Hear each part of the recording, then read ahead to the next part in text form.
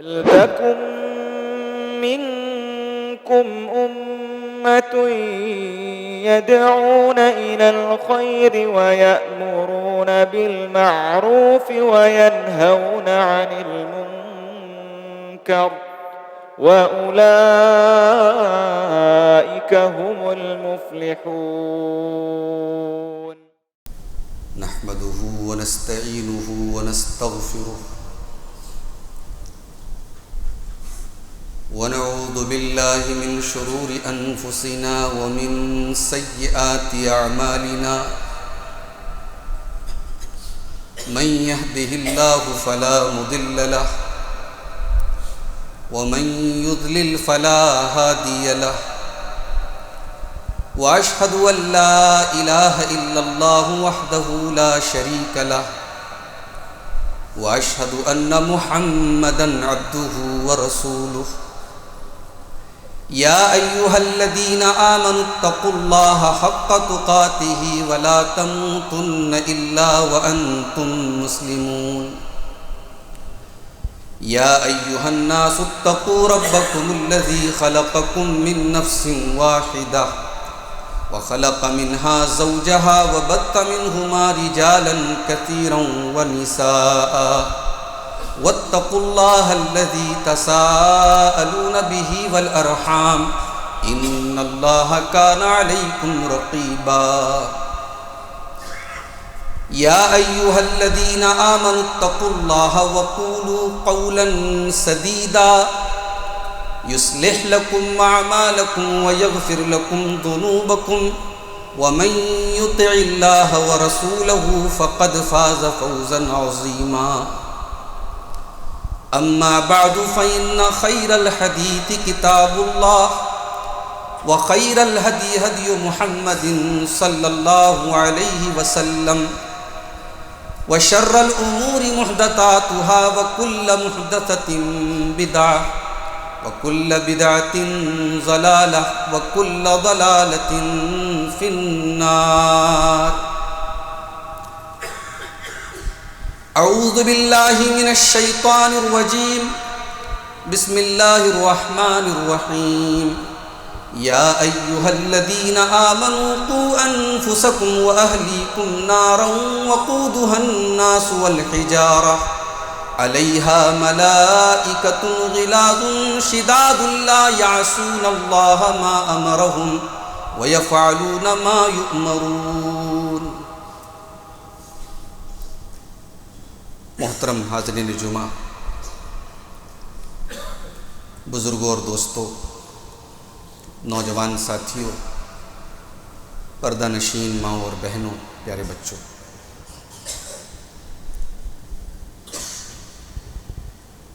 آج خطبہ جمعہ میں جس موضوع پر گفتگو کرنے کا ارادہ ہے وہ ہے کہ اپنے گھر کو اسلامی گھر کیسے بنائیں، اپنے گھر کو دیندار کیسے بنائیں۔ انسان کی زندگی میں گھر کی بڑی اہمیت ہوتی ہے۔ انسان دنیا میں کہیں بھی چلا جائے اسے سکون اس کے گھر میں ملتا ہے، اور گھر کا جب ہم لفظ بولتے ہیں تو گھر سے مراد کوئی بلڈنگ نہیں ہے، کوئی مکان نہیں ہے۔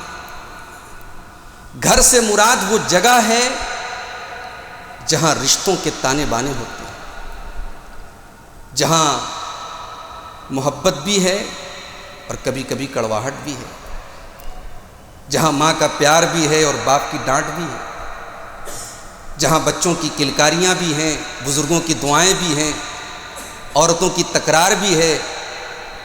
ان تمام چیزوں کے مکسچر کو گھر کہتے ہیں، اور یہ جو گھر ہے اللہ نے اسے سکون کا ذریعہ قرار دیا۔ اللہ نے فرمایا قرآن کے 14ویں پارے میں سورۃ النحل کی آیت نمبر 80 میں، وَاللَّهُ جَعَلَ لَكُم مِّن بُيُوتِكُمْ سَكَنًا، اللہ نے تمہارے گھروں کو سکون کا ذریعہ بنایا۔ تمہیں سکون ملے گا تو تمہارے گھر میں ملے گا، اور اسی لیے گھر والی کا ذکر جب اللہ نے کیا تو وہاں بھی سکون کا ذکر کیا۔ وَمِنْ آيَاتِهِ أَنْ خَلَقَ لَكُم مِّنْ أنفسكم أزواجا لتسكنوا إليها وجعل بينكم مودة ورحمة. اللہ کی بہت بڑی نشانی یہ ہے کہ اس نے تمہارے لیے تمہاری بیویوں کو بنایا تاکہ تم ان سے سکون حاصل کرو. سکون تو گھر میں ملے. اب ظاہر ہے کہ جب سکون گھر میں ملے گا تو گھر کو دیندار بنانا بہت ضروری ہے. اس لیے کہ اگر گھر میں دینداری نہیں ہے تو گھر میں سکون نہیں ہوگا. نہ ماں باپ بچوں کی کیئر کریں گے، نہ بچے ماں باپ کے فرما بردار بنیں گے، نہ شوہر کو یہ پتا ہوگا میری ذمہ داریاں کیا ہیں، نہ بیوی کو یہ پتا ہوگا میرے اوپر کون سی ذمہ داریاں ہیں. دیندار بنانا گھر کو بہت ضروری ہے. اور اس لیے بھی گھروں کو دیندار بنانا ضروری ہے کہ ہماری اور آپ کی زندگی کا مقصد، اصل مقصد ہمارا آخرت ہے. دنیا کی یہ 40 سال کی، 50 سال کی، 20 سال کی جتنی زندگی اللہ نے لکھی ہے اس کو گزار کے تو پھر ہم سب کو سفر آخرت پہ جانا ہے. اگر یہاں ہمارے پاس سب ہے، بینک بیلنس ہے، دنیا کی دولت ہے، بال بچے ہیں، سب دین نہیں ہے تو ظاہر ہے وہ زندگی تو برباد ہو جائے گی. اور یہاں اگر دین ہے تو وہ زندگی بھی سکسیس ہے اور یہاں کی زندگی بھی کامیاب. ایسا نہیں ہے کہ دینداری سے دنیا آپ کو نہیں ملے گی. یہ غلط فہمی آپ نکال دیجیے. ہمارے یہاں 2 انتہائیں ہیں. لوگ دینداری کا جب لفظ آتا ہے تو لوگ سمجھتے ہیں یار اب یہاں دنیا کا معاملہ نہیں ہے. میرے بھائیوں، دینداری میں دنیا کی بھی کامیابی ہے. بھئی کیا دین پر چلنے والے کاروبار نہیں کرتے؟ کیا دیندار لوگوں کے مکان عالی شان نہیں ہوتے؟ کیا دیندار لوگ خوش نہیں ہوتے؟ دینداری میں بھی خوشیاں ہیں، دینداری میں بھی سکون ہے، دینداری میں بھی دولت ہے. قرآن کریم کے 2 پارے میں اللہ تعالیٰ نے ہمیں بڑی جامع دعا سکھائی، بڑی جامع دعا سکھائی.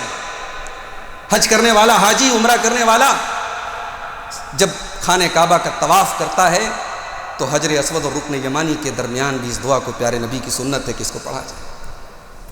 ربنا آتنا فی الدنیا حسنہ وفی الآخرۃ حسنۃ وقنا عذاب النار. اے ہمارے پروردگار تو دنیا میں بھی ہم کو بھلائی عطا فرما اور آخرت میں بھی بھلائی عطا فرما. ہم نے صرف آخرت نہیں مانگی، ہم نے دنیا بھی مانگی، دنیا کی بھلائی بھی مانگی. اور دنیا کی بھلائی میں اچھا کاروبار بھی شامل ہے میرے بھائی. دنیا کی بھلائی میں خدمت کرنے والی بیوی بھی شامل ہے. دنیا کی بھلائی میں اطاعت گزار اولاد بھی شامل ہے. دنیا کی بھلائی میں دنیا کے فتنوں سے حفاظت بھی شامل ہے. ہم نے اپنے رب سے دنیا کا سوال بھی کیا. ربنا آتنا فی الدنیا حسنہ وفی الآخرۃ حسنہ. اے اللہ تو دنیا میں بھی بھلائی عطا فرما اور آخرت میں بھی بھلائی عطا فرما. وقنا عذاب النار، اور جہنم کے عذاب سے ہمیں بچا. دینداری ہمیں دنیا میں بھی سکون عطا کرتی ہے میرے بھائی. قرآن کریم کے 14ویں پارے میں اللہ نے فرمایا من عمل صالحا من ذکر او انثی، جو بھی نیک عمل کرے گا چاہے وہ مرد ہو یا عورت ہو. اللہ نے مرد اور عورت دونوں کا نام دیا. حالانکہ اللہ صرف اتنا کہہ دیتا جو نیک عمل کرے، مرد اس میں آٹومیٹک شامل ہے، عورت آٹومیٹک شامل ہے. مگر یہاں اللہ نے مرد اور عورت دونوں کا نام لیا تاکہ عورتوں کے بھی کان کھڑے ہو جائیں کہ تمہارے لیے بھی کامیابی کا راز ہے. من عمل صالحا من ذکر او انثی، جو بھی مرد نیک عمل کرے، جو بھی عورت نیک عمل کرے، وہو مومن، اور وہ ایمان والا ہو، وہ ایمان والی ہو. اللہ کیا نیک عمل بغیر ایمان کے قابل قبول ہے. آپ لاکھ نماز پڑھ لیں، عمرے کر لیں، حج کر لیں، ایمان نہیں ہے، توحید نہیں ہے، سب بیکار. اللہ نے کہا جو نیک عمل کرے اور وہ ایمان والا ہو، وہ توحید پر ہو. فَلَنُحْيِيَنَّهُ حَيَاةً طَيِّبَةً وَلَنَجْزِيَنَّهُمْ أَجْرَهُمْ بِأَحْسَنِ مَا كَانُوا يَعْمَلُونَ. ہم اسے دنیا میں بھی بہترین زندگی عطا فرمائیں گے اور آخرت میں بھی بہترین بدلہ دیں گے. آپ کی زندگی حیات طیبہ ہو جائے، آپ کی زندگی ایک پیسفل، ایک سکون بھری زندگی ہو جائے. تو دینداری اس لیے بھی ضروری ہے میرے. دین پر چلنے والا انسان زندگی کے ہر میدان میں کامیاب ہوتا ہے، اور اس کی مثال صحابہ کرام ہے. صحابہ کرام اللہ کے پیارے نبی کے طریقے پر چلتے رہے اور دنیا کے ہر میدان میں کامیابی نے ان کے قدم چومے. وقت کے سپر پاور کی آنکھوں سے آنکھیں ملا کر انہوں نے باتیں کی. روم کے دربار میں اور ایران کے دربار میں ان کی ہیبت اور ان کے روب دبدبے اور ان کے جلال کا ذکر ہوتا تھا. صحابہ کرام نے یہ ساری مقبولیت، یہ عزت یہ طاقت، یہ پاور اور دنیا کا سکون اور دنیا کی دولت دین پر چل کر کے حاصل کی میرے بھائی۔ تو دینداری بہت ضروری ہے۔ اب ایک سوال یہ پیدا ہوتا ہے کہ اپنے گھروں کو ہم دیندار کیسے بنائیں؟ تو پہلی بات آپ یاد رکھیں کہ گھروں کو دیندار بنانے کے لیے سب سے پہلا فارمولہ یہ ہے کہ آپ دین کو سیکھیں، دین کو سمجھیں، دین کو سنیں، دین کو جانیں، اور صرف سننے کے لیے اور علم حاصل کرنے کے لیے، عمل کرنے کے لیے۔ ہمارے ہاں بڑا مسئلہ یہ ہے کہ ہم آج سننے کے عادی ہیں۔ ماشاءاللہ تقریریں ہو رہی ہیں، کانفرنسز ہو رہی ہیں، پروگرام ہو رہے ہیں، لیکن اثر نہیں ہو رہا ہے، کیونکہ ہم نے بس یہ طے کر لیا کہ صاحب ہم سنیں گے، عمل نہیں کریں گے۔ صحابہ کا حال کیا تھا؟ حضرت عبداللہ بن مسعود رضی اللہ تعالیٰ عنہ فرماتے ہیں کُنَّا لَا نَتَجَاوَزُ عَشْرَ آیَاتٍ حَتَّى نَعْمَلَ بِهِنَّ حَتَّى نَتَعَلَّمَهُنَّ وَنَعْلَمَ بِهِنَّ۔ عبداللہ بن عباس کہتے ہیں کہ ہم 10 آیتیں بھی اللہ کے نبی سے سیکھنے کے بعد آگے نہیں بڑھتے تھے، 10 کے بعد ہم 11ویں آیت نہیں سیکھتے تھے، حتیٰ نتعلمہن، جب تک ان 10 آیتوں کو سمجھ نہیں لیتے تھے، وَنَعْمَلَ بِهِنَّ، ان کے اوپر عمل نہیں کرتے تھے، وَنُعَلِّمُهُنَّ، اور دوسروں کو سکھا نہیں لیتے تھے، وَنَعْلَمَ حَلَالَهُنَّ وَحَرَامَهُنَّ، اور ان کے حلال و حرام کو سمجھ نہیں لیتے تھے۔ یہ تھے صحابہ۔ فَقَدْ أُوتِينَا الْعِلْمَ وَالْعَمَلَ جَمِيعًا، صحابہ کہتے ہیں ہم نے نبی سے علم بھی حاصل کیا اور نبی سے عمل بھی ہم نے حاصل کیا۔ آج ہمارے ہاں گفتار بڑی بڑی باتیں ہیں، گفتار کے غازی ہیں ہم، کردار کے غازی نہیں۔ دیندار اگر اپنے گھروں کو بنانا ہے تو یہ پہلا فارمولہ ہے، ہمیں دین کو سیکھنا ہوگا اور دین پر عمل کرنا پڑے گا۔ گھر کو اگر دیندار بنانا ہے، گھر بنتا ہے عورتوں سے۔ بھئی ہم جاب کرتے ہیں، ہم بزنس کرتے ہیں، ہم گھر میں کتنا ٹائم اسپینڈ کرتے ہیں؟ 24 گھنٹے میں رات کو آرام کرنے کے لیے آتے ہیں، دن میں ضروریات کے لیے آتے ہیں، باقی تو ہم اپنے بزنس پلیس میں، اپنے جاب میں، اپنے کاموں میں بزی رہتے ہیں۔ گھر تو بنتا ہے عورتوں سے، اسی لیے عورت کو گھر والی کہا جاتا ہے۔ شریعت کہتی ہے کہ اپنی گھر والی کا انتخاب کرو تو دینداری کو ترجیح دو۔ جب اپنے بچوں کے لیے رشتے تلاش کرو تو دینداری دیکھو۔ ہم اسٹیٹس دیکھتے ہیں، ہم برادری دیکھتے ہیں، ہم خاندان دیکھتے ہیں، ہم خوبصورتی دیکھتے ہیں، دین کہاں گیا میرے بھائی؟ دین کہاں گیا؟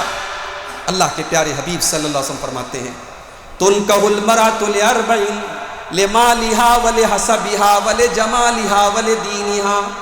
جب ایک عورت کا نکاح ہوتا ہے تو 4 چیزیں اس کے اندر دیکھی جاتی ہیں، مال دیکھا جاتا ہے، خوبصورتی دیکھی جاتی ہے، اور اس کا خاندان دیکھا جاتا ہے، اور دینداری دیکھی جاتی ہے۔ خوبصورتی دیکھتے تھے عیسائی، کرسچنز، مال دیکھتے تھے یہودی، اور خاندان اور حسب و نسب دیکھتے تھے مکہ کے کفار، عرب کے لوگ۔ اسلام نے آ کر کے کہا کہ یہ تینوں چیزیں بعد میں ہیں، سب سے اوپر دینداری ہونی چاہیے کہ آپ کی ہونے والی بہو دیندار ہے کہ نہیں، آپ کا ہونے والا داماد دیندار ہے کہ نہیں۔ آپ نے دولت دیکھ لی اور بیٹی کی آپ نے شادی کر دی، اگر اس کے پاس دین نہیں ہے، ایک نہ ایک دن آپ کو پچھتانا پڑے گا، اور یہاں نہیں تو آخرت میں تو پچھتانا نہیں۔ دینداری کو ترجیح دو میرے بھائی۔ اللہ کے پیارے نبی نے اپنی سب سے لاڈلی بیٹی کی شادی حضرت علی سے کی۔ حضرت علی کوئی بہت مضبوط، فائنینشلی کوئی بہت اسٹرانگ نہیں تھے، غریب تھے، کمزور تھے مالی اعتبار سے، لیکن پیارے نبی نے ان کا اخلاق، ان کا کردار، ان کا ایمان دیکھ کر کے اپنی سب سے محبوب بیٹی کی شادی ان سے کی۔ یہ جانتے ہوئے کہ میری بیٹی جس کو میں نے ناز و نعیم سے پالا ہے سسرال جائے گی، اسے اپنے ہاتھوں سے چکی بھی چلانی پڑے گی، اسے اپنے ہاتھوں کے گھر کے کام کرنے پڑیں گے، مگر بیٹی کی چند دنوں کی یہ مشقت گوارا ہے، مگر بیٹی کے ہونے والے داماد کی دینداری پر کوئی سمجھوتا گوارا ہے۔ یہ اسلام کی تعلیم ہے کہ آپ اپنا جوڑا جب انتخاب کریں، اپنے گھر کے لیے جب بہو تلاش کریں، اپنے لیے گھر والی تلاش کریں تو دینداری کو ترجیح دیں۔ آج اس کی بڑی ضرورت ہے میرے بھائی۔ آج رشتے ناتوں میں ہم نے دینداری کو چھوڑ دیا، نتیجہ یہ ہے کہ ہر گھر میں کھٹپٹ ہے، ہر گھر میں جھگڑے ہیں، ہر گھر میں مسائل ہیں، کیونکہ ہم نے دینداری کو ترجیح نہیں دی۔ اللہ کے پیارے نبی فرماتے ہیں اذا خطب الیکم ممن ترضون دینہ وخلقہ فزوجوہ، جب تمہارے لڑکا یا لڑکی کے لیے کوئی ایسا رشتہ ہے جس کے دین سے تم مطمئن ہو، جس کے اخلاق سے تم مطمئن ہو، فزوجوہ، تو جلدی سے نکاح کر دو۔ اگر دیندار ہے، با اخلاق ہے، نکاح کر دو۔ الا تفعلوا، اگر تم ایسا نہیں کرو گے تکن فتنۃ فی الارض وفساد عریض، تو زمین کے اندر فتنہ پھیلے گا، فساد پھیلے گا، اور فساد پھیل رہا ہے آج۔ کبھی آپ نے تصور کیا تھا کہ ہماری قوم کی بیٹیاں غیروں کے ساتھ فرار ہوں؟ آج مہاراشٹر کے آنکڑے آتے ہیں، لاکھوں کی تعداد میں کورٹ میرج کر رہی مسلمان لڑکیاں۔ نام ہے شبنم انصاری، نام ہے ثنا خان، نام ہے مسلم، اور اس نے جا کر کے کورٹ میرج کر لی اور اسلام کو چھوڑ دیا۔ آج ہم دوسروں کو کیا، ہم دوسروں سے ہمیں شکوہ نہیں ہے میرے بھائی، ہمیں ان سے شکوہ نہیں ہے جنہوں نے پلان بنائے ہیں، جنہوں نے سازشیں رچی ہے۔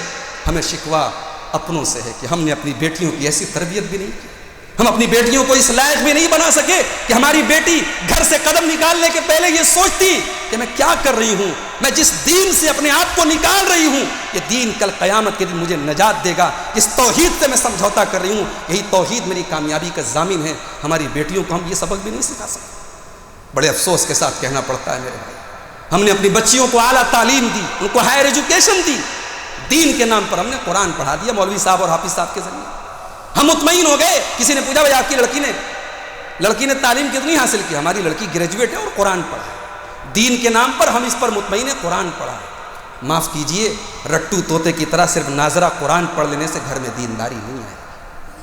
آپ کی بیٹی نے قرآن تو پڑھا مگر قرآن میں پردے کی جو آیتیں ہیں ان آیتوں کا اس نے آج تک مطلب ہی نہیں سمجھا۔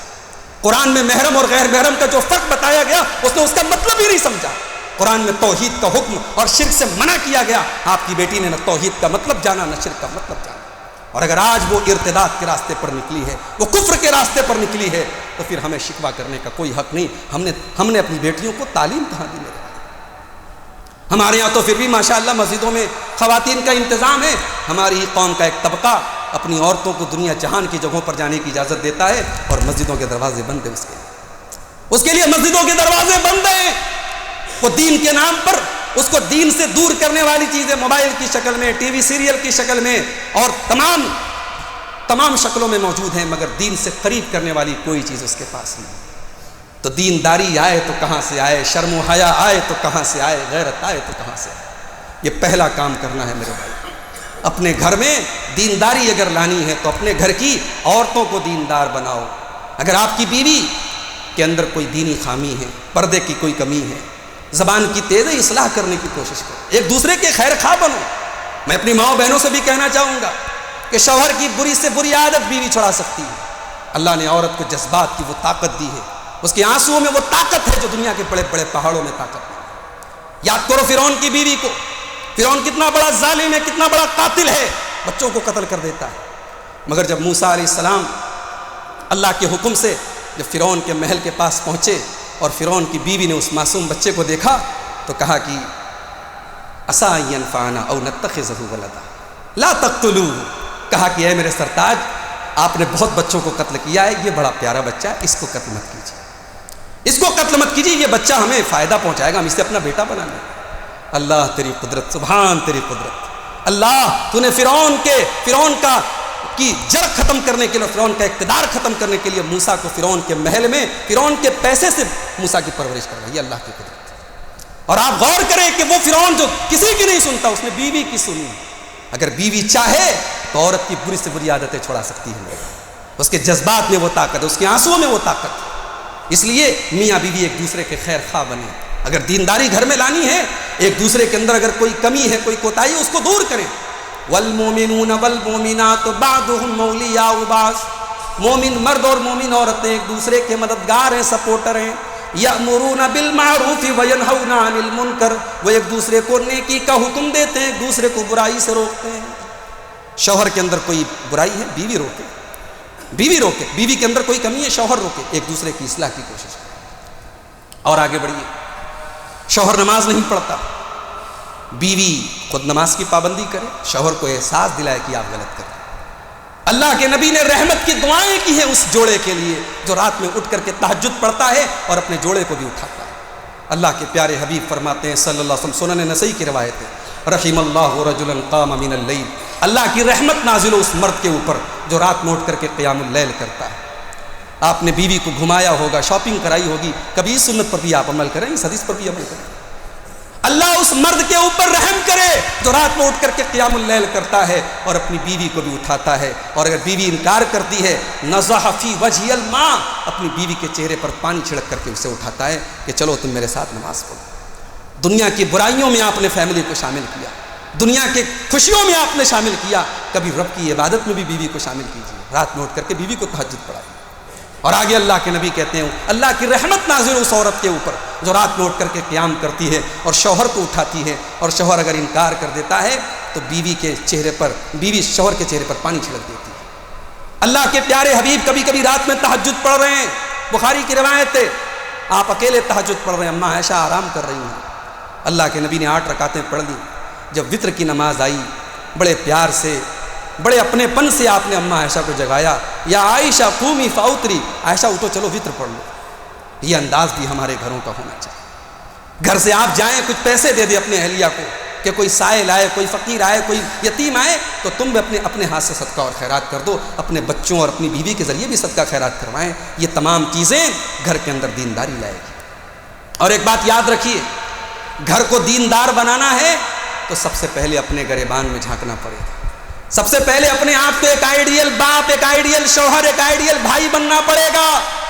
اور آج ہم اپنے بچوں کے لیے پراپرٹی خریدتے ہیں، اپنے بچوں کا فیوچر بنانے کے لیے ہم کاروبار کو کہاں سے کہاں لے کے جاتے ہیں۔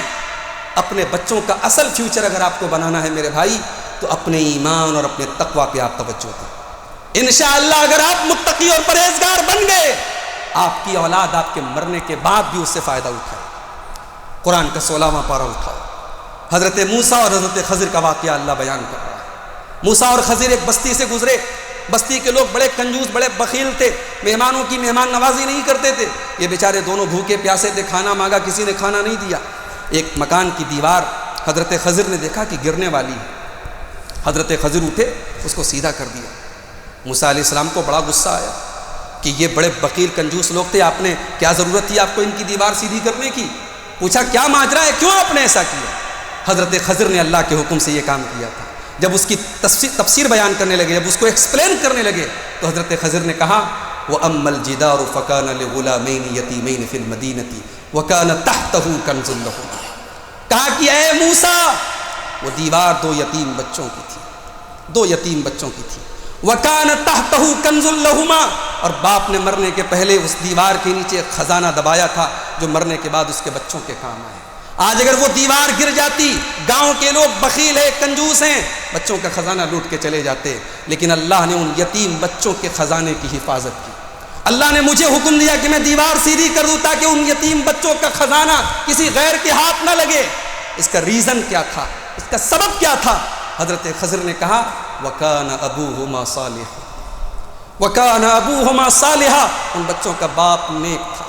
اس نیک باپ کی اولاد کو اللہ تبارک و تعالیٰ نے باپ کی نیکی کا یہ صلہ دیا کہ ان کے خزانے کو ضائع نہیں ہونے دیا۔ اور یہی وہ آیت تھی جب رات میں تہجد کی نماز پڑھتے تھے حضرت عبداللہ بن مسعود رضی اللہ تعالیٰ عنہ تو رویا کرتے تھے اسی آیت پر، اور ان کا معصوم بچہ اپنے باپ کو جب تہجد پڑھتے ہوئے دیکھتا تھا تو عبداللہ بن مسعود کہا کرتے تھے من اجلک یا بنیا، من اجلک یا بنیا، میرے بچے تیرا باپ راتوں میں تہجد تیرے لیے پڑھ رہا ہے، تیری بہتری کے لیے پڑھ رہا ہے، تیرے مستقبل کے لیے پڑھ رہا ہے۔ میرے بھائیوں، آج اگر آپ کی اولاد ہے جس کو آپ نے پالا ہے، پوسا ہے، اگر اولاد کو اس لائق آپ نہیں بنا سکتے کہ کل آپ کے مرنے کے بعد وہ کھڑی ہو کر کے جنازے کی نماز میں آپ کے لیے مغفرت کی دعا کر سکے، تو ایسی اولاد سے بے اولاد ہونا بہتر ہے، ایسی اولاد سے بے اولاد ہونا بہتر ہے۔ اور اسی لیے اللہ کے پیارے نبی نے جب 3 چیزوں کا ذکر کیا کہ انسان کے مرنے کے بعد 3 چیزیں اس کے کام آتی ہیں، صدقۃ جاریہ، کوئی ایسا صدقہ کر کے گیا جو کنٹینیو ہے، جاری ہے اس کے بعد، اور علم ینتفع بہ، کوئی ایسا علم کا کام کر کے گیا، کوئی کتاب لکھ کے گیا، کوئی تقریر کر کے گیا، کوئی علم چھوڑ کے گیا، مرنے کے بعد بھی لوگ فائدہ اٹھا رہے ہیں، او ولد صالح، یا نیک اولاد چھوڑ کے گیا۔ نیک اولاد، آپ کی اولاد نیک کیسے بنیں گی؟ جب آپ بنائیں گے اس کو۔ آپ نیک اولاد کو چھوڑ کے جائیں، ایسی اولاد کو چھوڑ کے جائیں یدعو لہ، جو جب ہاتھ اٹھائے دعا کے لیے تو اپنے سے پہلے اپنے باپ کے لیے دعا کرے، اپنی ذات سے پہلے اپنی ماں کے لیے دعا کرے۔ ایسی اولاد آپ چھوڑ کے جائیں میرے بھائی، تو آپ آئیڈیل بنیں، آپ اپنے بچوں کے لیے نمونہ بنیں۔ میری ماں بہنوں، آج بڑے افسوس کے ساتھ کہنا پڑتا ہے 50 سال کی ماں مارکیٹ میں مکمل نقاب میں جا رہی ہے، اور 20 سال کی جوان لڑکی بس چہرے پر ایک ماسک لگا کے گھوم رہی ہے. اللہ کی قسم یہ پردہ نہیں ہے، پردے کے ساتھ مذاق ہے، یہ پردے کے ساتھ مذاق ہے. اور ہم نے آج پردے کو اپنی سہولت اور اپنے حساب سے ہم نے استعمال کرنا شروع کر دیا.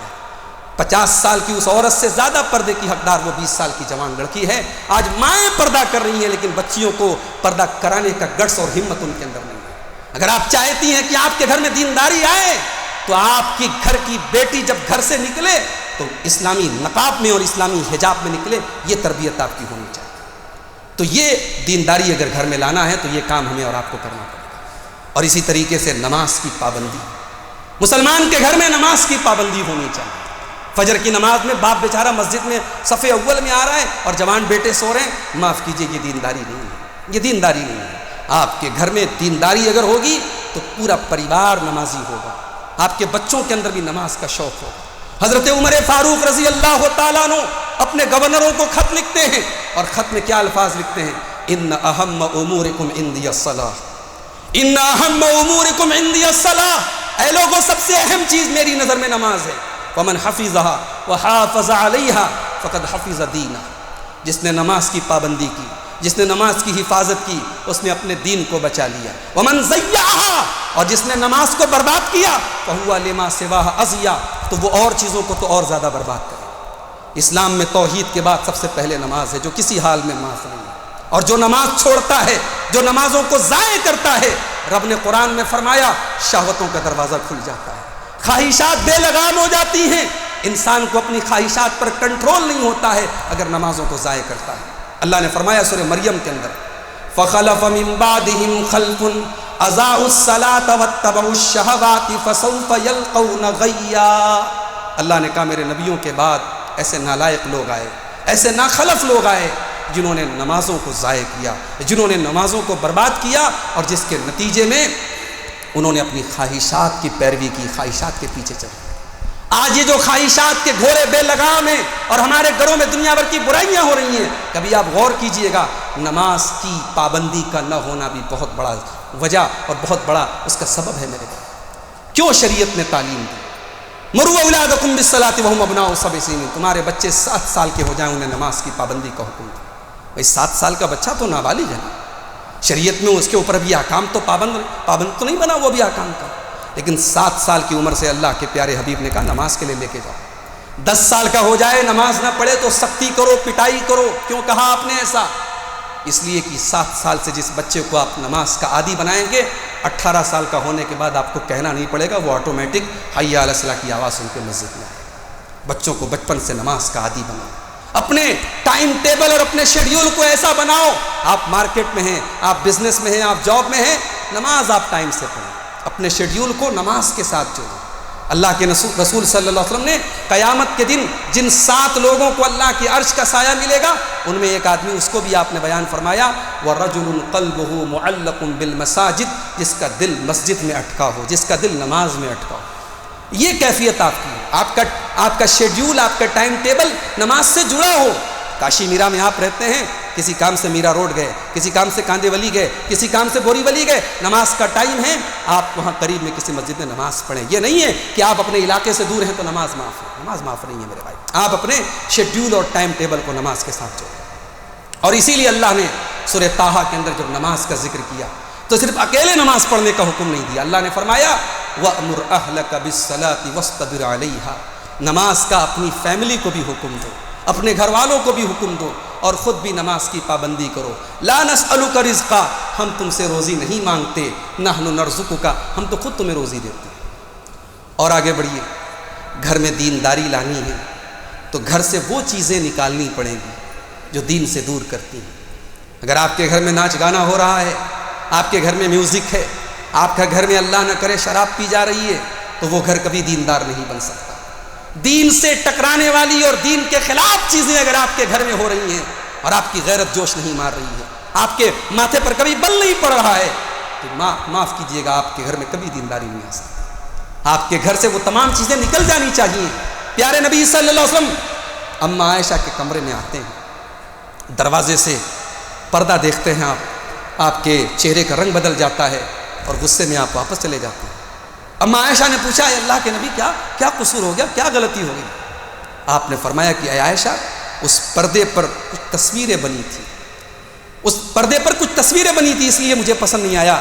کیا تمہیں معلوم نہیں ہے لا تدخل الملائکۃ بیتا فیہ کلب ولا سورہ، جس گھر میں تصویر ہو، جس گھر میں کتا ہو، اس گھر میں اللہ کی رحمت کے فرشتے نہیں آتے۔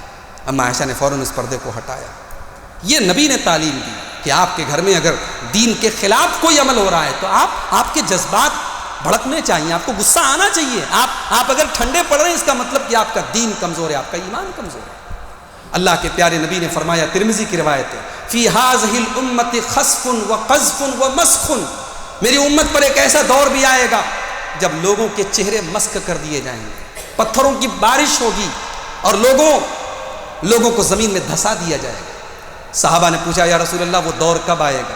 آپ نے فرمایا اذا ظہرت القینات والمعازف، جب ناچ گانے کے آلات گھروں میں آ جائیں گے۔ آج یہ موبائل کیا ہے بھائی؟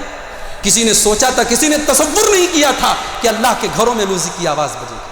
آج مسجدوں میں لوگ موبائل لے کر کے آتے ہیں، سائلنٹ کرنا بھول گئے، نماز ہو رہی ہے اور گانا بج رہا ہے۔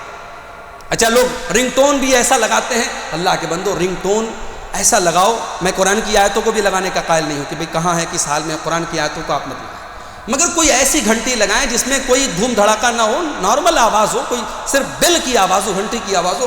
لوگ گانے لگا دیتے ہیں اور پھر سائلنٹ کرنا بھول جاتے ہیں، مسجدوں میں گانا بج۔ اچھا اتنی بھی توفیق نہیں ہوتی کہ چلو بھائی گانا بج رہا ہے تو جلدی سے اس کو نکال کے بند کر دیں، وہ بیچارہ پورا سناتا رہتا ہے لوگوں کو۔ بھائی مسئلہ یہی ہے کہ اگر آپ کے موبائل کو آپ سائلنٹ کرنا بھول گئے اور بجنے لگا غلطی سے، آپ فوراً نماز کے دوران اس کو بند کر دیں، کوئی مسئلہ نہیں، اس سے نماز پر انشاءاللہ آپ کے اثر نہیں پڑے گا۔ لیکن آپ اس کو چھوڑ دیں گے تو سب کی نماز خراب ہو رہی ہے، سب کے ذہن اور دماغ کو آپ ڈائیورٹ کر رہے ہیں۔ تو یہ آج موبائل نے جو ہے کیا کر دیا، آج فیس بک ہو گیا، یوٹیوب ہو گیا، آدمی تقریر سن رہا ہے، تقریر سنتے سنتے اس نے اسکرول کیا، اس میں گانے بجانے بھی آ رہے ہیں۔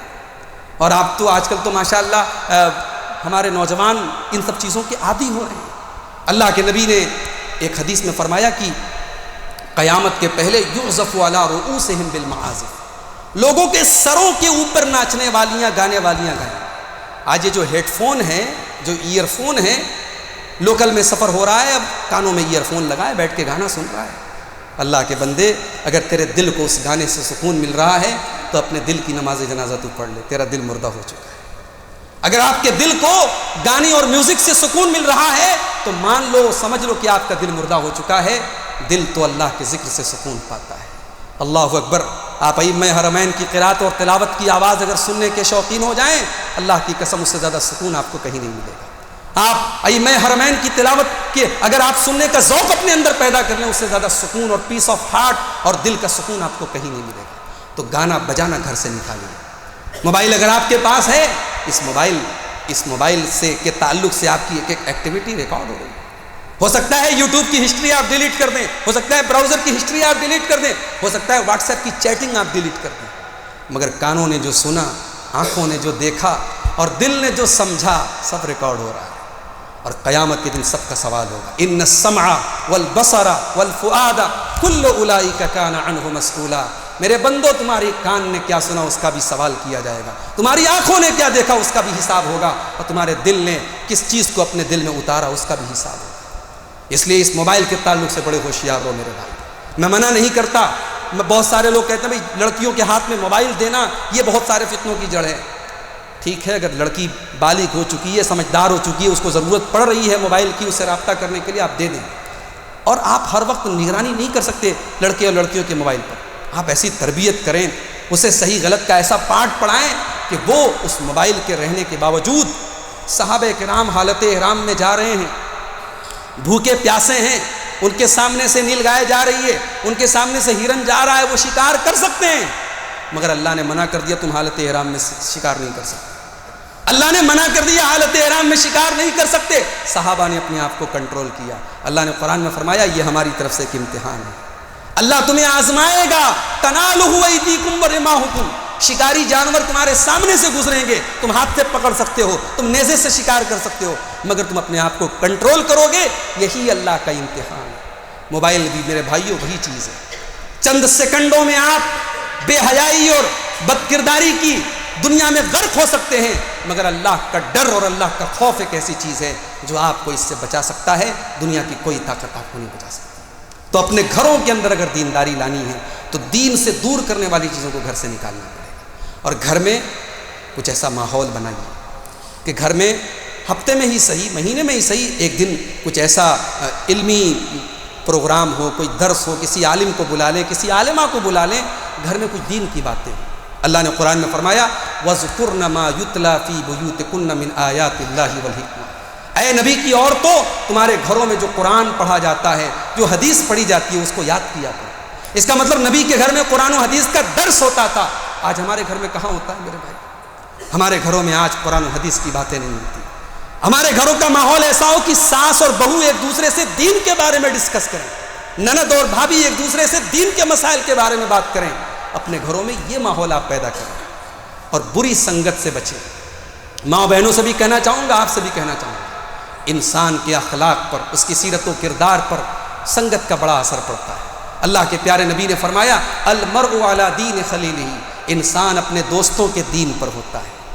آپ سگریٹ پینے والوں کے ساتھ اٹھیں گے بیٹھیں گے، ہو سکتا ہے کہ آپ سگریٹ نہ پئیں، مگر سگریٹ کے تعلق سے جو نفرت ہونی چاہیے وہ آپ کے دل میں کم ہو جائے۔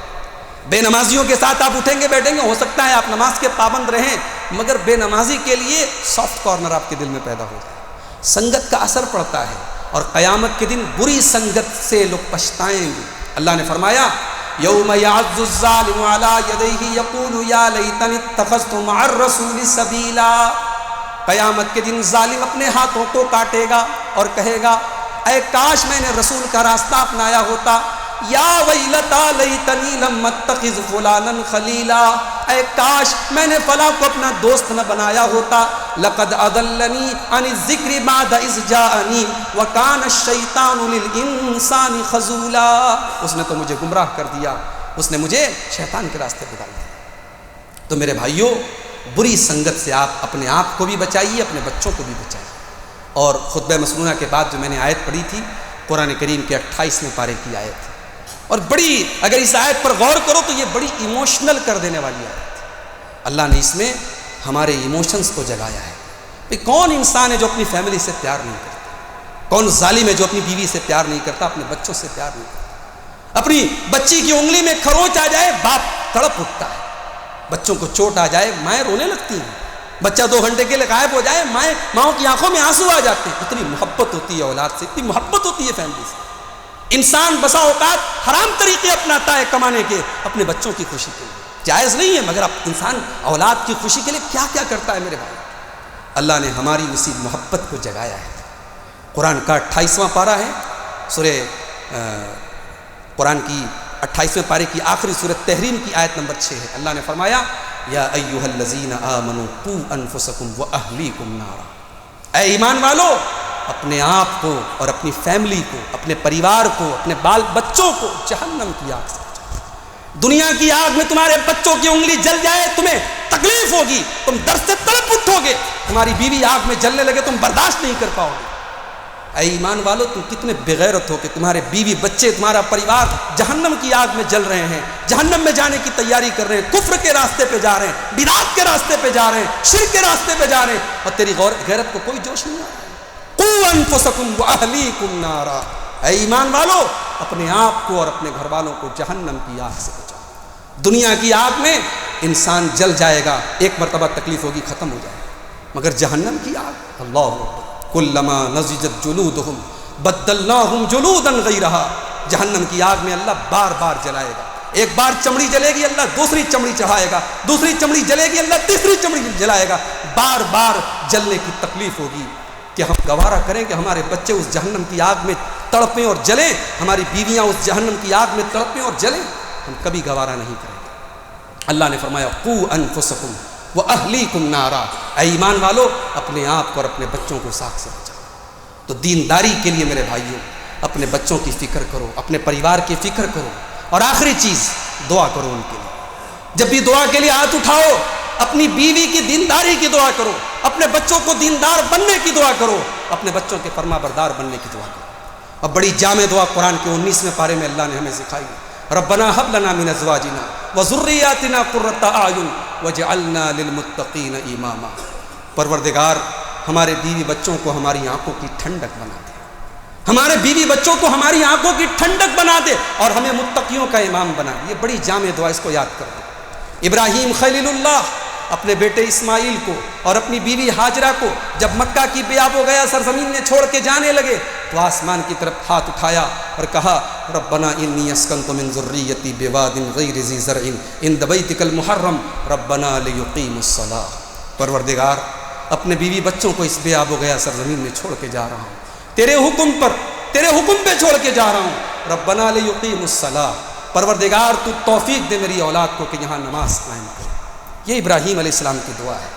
اور وہی ابراہیم علیہ السلام یہ بھی دعا کرتے ہیں رب اجعلنی مقیم الصلاۃ ومن ذریتی، پروردگار مجھے بھی نماز کا پابند بنا، میرے بچوں کو بھی نماز کا پابند بنا. تو جب بھی دعا کے لیے ہاتھ اٹھاؤ اپنے بچوں کی، اپنی بیوی کی، اپنے پریوار کی دینداری کے لیے بھی دعا کرو میرے. اور یاد رکھو دلوں کا مالک اللہ ہے. نوح علیہ السلام اللہ کے پیغمبر تھے مگر اپنے بیٹے کو غلط راستے پر جانے سے بڑی کوشش کے باوجود نہیں بچا پائے کیونکہ دل کو اللہ نے پھیر دیا تھا. نوح علیہ السلام کا بیٹا کفر کے راستے پر چل چکا تھا، وہ ایمان کی طرف واپس نہیں آیا. دلوں کا کنٹرول اللہ کے ہاتھ میں ہے، دلوں کا مالک اللہ ہے، مصرف القلوب اللہ ہے، مقلب القلوب اللہ ہے. اس لیے ہمیشہ اللہ سے اپنے لیے بھی اور اپنے پریوار کے لیے بھی دعا کرو اللہ ہمارے دلوں کو ایمان پر ثابت قدم رکھے. بڑے فتنوں کا دور ہے میرے بھائی، بڑے فتنوں کا دور ہے. اور اب تو بڑے قریب کی نیوز، ابھی ہمارے بنارس میں ہمارے علاقے سے ایک خبر آئی کہ ایک مسلمان گھر کی لڑکی ایک غیر مسلم کے ساتھ فرار ہو گئی اور اس نے جا کر کے شادی کر لی. اور جب وہ آیا تو بڑی تکلیف، ہم تو اس طریقے کی ہر خبر پر تکلیف ہوتی ہے مگر اب جب قریب سے خبریں آ رہی ہیں، اپنے آس پاس سے خبریں آ رہی ہیں تو یہ احساس ہو رہا ہے کہ آنے والے دور میں اگر ہم نے اس سیلاب کو نہیں روکا تو ہماری آنے والی نسلوں کا کیا ہوگا میرے بھائی. آج ہماری نوجوان نسل مسجد سے کتنی دور ہے میرے بھائی. یہ جمعہ میں چلے آتے ہیں، بڑا احسان ہے ان کا، یہ اللہ کی توفیق ہے، لیکن ظاہر ہے کہ یہ کافی نہیں ہے. اپنی نوجوان نسل کو مسجدوں سے جوڑو، علماء سے جوڑو، علماء حق سے جوڑو. یوٹیوب کی دنیا اور فیس بک کی دنیا پر بہت سارے بہروپیے پڑے ہیں، بڑے گمراہ کرنے والے لوگ پڑے ہیں. علماء حق جو قرآن و سنت بیان کرنے والے ہیں ان علماء کی محبت اپنے اندر بھی پیدا کرو، اپنے بچوں کے اندر بھی پیدا کرو. اللہ تعالی ہم سب کو اس کی توفیق عطا فرمائے. اللہ ہمارے گھروں کو دیندار بنائے. اللہ ہمیں اپنے بیوی بچوں کی فکر کرنے کی توفیق عطا فرمائے. اللہ ہر قسم کے فتنوں سے ہم سب کو بچائے. رب العالمین ہمیں اپنی بیٹیوں کی، اپنے گھر والوں کی صحیح تربیت کرنے کی توفیق عطا فرمائے. جو ہم میں بیمار ہیں اللہ ان کو شفائے کامل عاجل عطا فرمائے. جو روزی روٹی سے پریشان ہیں اللہ ان کے کاروبار میں برکت نصیب فرمائے. اللہ ظالموں کے ظلم سے، شریروں کے شر سے ہم سب کی حفاظت فرمائے. اللہ ہماری مساجد کی، ہمارے دینی اداروں کی، ہمارے علماء کی حفاظت فرمائے. اللہ ہمارے جان و مال، ہمارے عزت و آبرو کی حفاظت فرمائے. اللہ ہمارے ملک میں ترقی، امن اور خوشحالی لے آئے. اللہ ہمارے ملک کو ہر نظر بد سے اللہ محفوظ رکھے. اللہ جب تک دنیا میں زندہ رکھے، اسلام پر زندہ رکھے اور ہم سب کا خاتمہ ایمان پر ہو. آمین. وآخر دعوانا ان الحمد للہ رب العالمین.